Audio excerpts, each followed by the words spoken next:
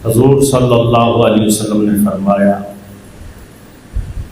جس بندے کے پاس طاقت ہے، استطاعت ہے، وہ قربانی کر سکتا ہے۔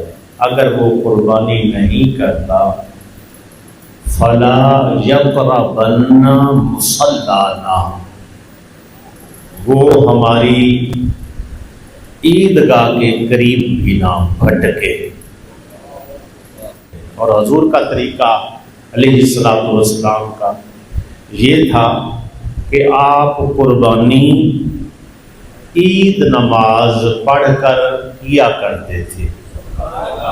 اکثر دوست سوال کرتے ہیں کیا عید نماز سے پہلے قربانی ہو سکتی ہے؟ عید نہیں پڑھی، عید کی نماز نہیں پڑھی، اس سے پہلے قربانی ہو سکتی ہے؟ بھائی حضور صلی اللہ علیہ وسلم نے فرمایا، جس بندے نے نماز عید پڑھی تم نسکہ، پھر جا کر اس نے قربانی کی، اور اب اس کی قربانی مکمل سنت اور شریعت کے مطابق ہوئی۔ اور حضور نے فرمایا یہ قربانی مسلمانوں کی قربانی کا طریقہ ہے۔ اب جس نے، ایک روایت ملتی ہے نماز عید سے پہلے جس نے قربانی کی اس کی قربانی نہیں ہے، مسلمانوں کا طریقہ یہ ہے ہی نہیں، میں پہلے پیش کر چکا ہوں۔ اب ایک مسئلہ یہ ہے کہ قربانی جب ہم لیتے، اب قربانی کے کچھ جانور جو لیے جاتے ہیں ان کے سینگ، جنید صاحب بھی فون کر رہے تھے، ان کے سینگ جو ہے وہ تراش خراش کر کے خوبصورت بنا دیے جاتے۔ کیا ایسے جانوروں کی قربانی ہو سکتی ہے؟ بہتر ہے کہ وہ سینگ نہ کاٹے جائیں، اصلی حالت پر رہنے دیے۔ اور حضور صلی اللہ علیہ وآلہ وسلم نے یعنی جو فرمایا، حکم دیا ہے قربانی کے لیے بے عیب ہو، اور حضور نے فرمایا دو چیزوں کو زیادہ دیکھنا ہے۔ آپ علیہ الصلوۃ والسلام صحابہ کہتے ہیں حضور نے ہمیں حکم دیا ان نستشرف اذنین وعینین، دو چیزوں کو سب سے زیادہ دیکھنا ہے۔ حضور کن چیزوں کو فرمایا؟ اس کی آنکھ میں سے دونوں آنکھیں ہونی چاہیے، کانا نہ ہو، اور اس کے کان میں سے دونوں کان ہونے چاہیے، کہیں کوئی کان کٹا ہوا نہ ہو، دونوں کان سلامت ہو۔ یہ دیکھیں، اس کے بعد بے عیب خریدے۔ اب جانور جب خریدا جاتا ہے وہ بے عیب خریدے۔ اگر سینگ کے بعد آپ کو عیب نہیں لگ رہا تو وہ ٹھیک ہے، لے سکتے۔ عمر ہے قربانی کے جانور کی، اونٹ کی ہے 5 سال، 5 پورے ہو کے چھٹے میں قدم رکھے گا، چھٹے سال میں داخل ہوگا۔ گائے اور بھینس، بچڑا اور گائے کا مادہ نر اور بھینس کا مادہ یا نر، اس کی عمر ہے 2 سال۔ کتنے؟ 2 سال پورے کر کے تیسرے میں قدم رکھے، 2 سال مکمل، تیسرا شروع ہو۔ بکرا بکری، دمبا دمبی، اس کی عمر 1 سال۔ کتنی؟ 1 سال۔ اب جانور جب ہم نے ذبح کیا، مادہ جانور تھا، گائے تھی یا بھینس تھی یا بکری تھی، ذبح کرنے کے بعد اس کے پیٹ سے بچہ نکلا۔ اب کیا اس کا کیا کریں گے؟ قربانی ہو گئی ہے، اب اگر بچہ زندہ ہے اس کو بھی ذبح کر کے اس کا بھی گوشت استعمال کیا جائے۔ گھر کے اندر اگر ایک گھر کا بڑا بندہ ہے وہ قربانی کر دے گا تو ساروں کی طرف سے ہو جائے گا۔ حتیٰ کہ اگر بچے کاروبار کرتے ہیں وہ اپنے اپنے حصے کی علیحدہ کر دیں تو ثواب پائیں گے۔ اگر وہ نہیں بھی کرتے، ایک والد سب کی طرف سے کر دے گا تو سب کی طرف سے ہو جائے گا۔ میں سمجھا سکا ہوں کہ نہیں؟ سارے کر دیں نا، سارے کر دیں، اچھا ہے۔ بیوی کی طرف سے کر دیں، بچوں کی طرف سے کر دیں، خود کرنے، خون بہا ہے صدقے کی صورت میں چلا جاتا ہے، بڑے فوائد ہیں اس کے۔ اگر گھر کا ایک بندہ بڑا ہے، گھر کا سربراہ ہے، گھر میں 5 فیملیاں رہ رہی ہیں، کتنی؟ ہانڈی اکٹھی ہے، 5 فیملیاں ہیں، 5 بچے ہیں، آگے بچوں کے بھی بچے ہیں، ہانڈی اکٹھی ہے اور گھر کا سربراہ والد ہی ہے ابھی، اس کے ہاتھ میں لا کر سب کچھ رکھتے ہیں، اگر وہ ایک بندہ کر دے گا قربانی ساروں کی طرف سے ہو جائے گی۔ گھر علیحدہ ہے، بچے علیحدہ علیحدہ کر دیے ہیں، اور اس کے بعد وہ کاروبار علیحدہ علیحدہ کر کے لے آتے ہیں، اور وہ نوٹ لے آ کر اپنی زوجہ کے ہاتھ پہ رکھتے ہیں۔ کس پہ؟ اپنی بیوی محترمہ کے ہاتھ پہ آ کے وہ پیسے رکھتے ہیں۔ اب ان کی ہانڈی علیحدہ ہے، کاروبار علیحدہ ہے، ان کی قربانی بھی علیحدہ ہو گئی۔ اگر وہ بیوی کی بھی کر لے، اپنی بھی کر لے تو ثواب ہے، لیکن ایک بندے پر قربانی کرنا گھر کا جو بڑا ہے اس پر لازم ہے جو صاحب استطاعت ہے۔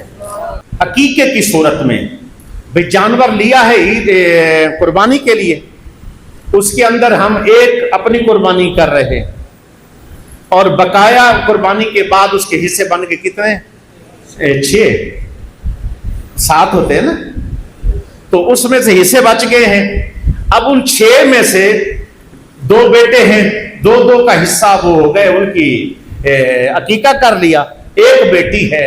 تو حضرت صاحب کیا بتاتے ہیں اس طرح ہو سکتا ہے؟ بھائی احناف کہتے ہیں اگر کوئی ایسے کر لے تو اس کے عقیقے بھی ہو جائیں گے، قربانی بھی ہو جائے گی۔ دودھ والا جانور قربانی نہیں ہوتا، جو دودھ دینے والا جانور ہے، جس کے بچے ہیں یا دودھ دینے والا جانور ہے، اس کی قربانی نہیں کرنی۔ آگے جی بیٹا آپ کہہ رہے تھے کوئی سوال؟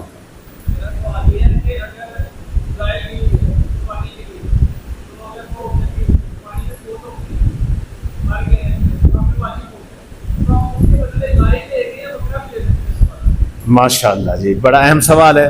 اصل جی قربانی تو بنی بیٹا ایک، قربانی ہے ایک جانور کی، جو آپ نے ایک قربانی کرنی ہے، اس میں سے آپ نے آگے قربانی لی ہوئی تھی اضافی، ایک قربانی آپ پر واجب ہے، وہ ایک قربانی کر لے گی۔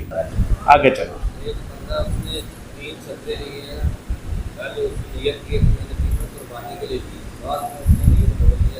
بہت اچھی بات۔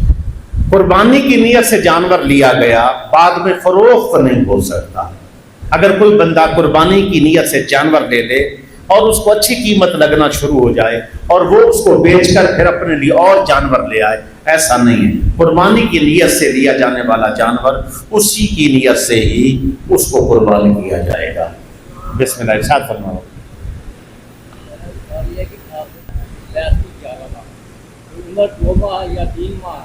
زندہ سانس آ رہے ہیں تو ذبح کریں، سانس نہیں آ رہے، مردہ ہے تو مردہ ختم، زندہ ہے تو اس کو ذبح کریں گے، اس کا گوشت بھی استعمال کریں گے، جتنا بھی ہو سکتا ہے، لیس دار ہو، جیسا بھی ہو، گوشت ہے، اس کو ضائع نہیں کر سکتے۔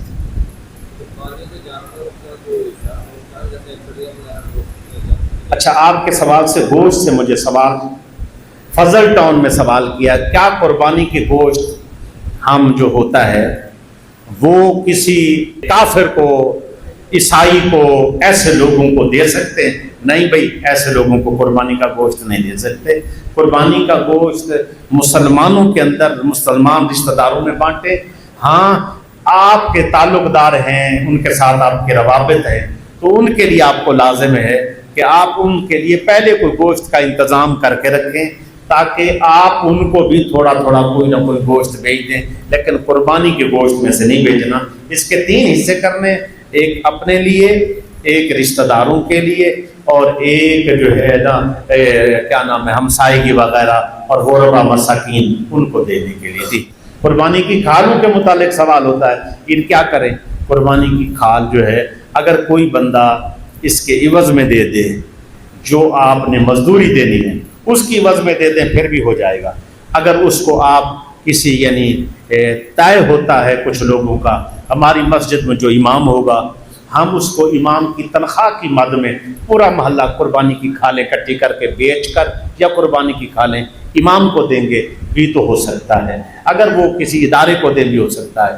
اگر وہ اس صورت میں کہ بھئی مسجد کی تعمیرات کے سلسلے میں ہم وہ ڈالیں گے تو اس پر احتیاط کرنی چاہیے۔ ہاں، کسی ایک غریب کو دے دیں، اس کو کہیں جو پیسے ملیں تو ثواب کے لیے مسجد میں اس پیسے لگا دیں تو وہ بہتر ہے۔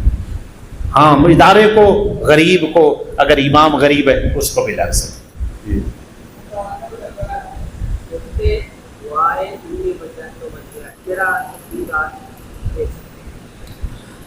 قربانی یہ تھے، ہم عید نماز پڑھتے ہیں نا، حضور صلی اللہ علیہ وسلم نے، یہ ان کے سوال سے میرے ذہن میں آ گیا کہ آپ قربانی عیدگاہ میں بھی کی ہے اور آپ علیہ الصلوۃ والسلام نے قربانی گھر میں بھی کی ہے۔ اس سے یہ ثابت ہوتا ہے کہ باہر قربانی اس لیے کی تاکہ باہر والے لوگوں کو میں سنت طریقہ بتا سکوں، اور گھر والوں کے آگے اسی لیے کی تاکہ میرے گھر والوں کو بھی قربانی کے سنت طریقے کا پتہ ہو۔ ٹھیک ہے جی۔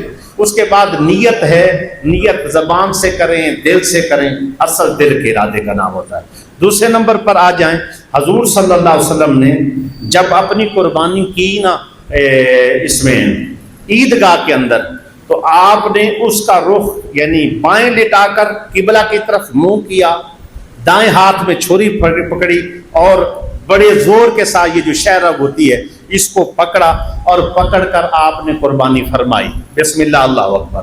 اور یہاں آپ نے ایک دعا پڑھی اور بہت ہی اعلیٰ درجے کی دعا ہے۔ حضور صلی اللہ علیہ وسلم نے فرمایا اللہم تقبل من محمد صلی اللہ علیہ وسلم وآل محمد صلی اللہ علیہ وسلم ومن امت محمد صلی اللہ علیہ وسلم۔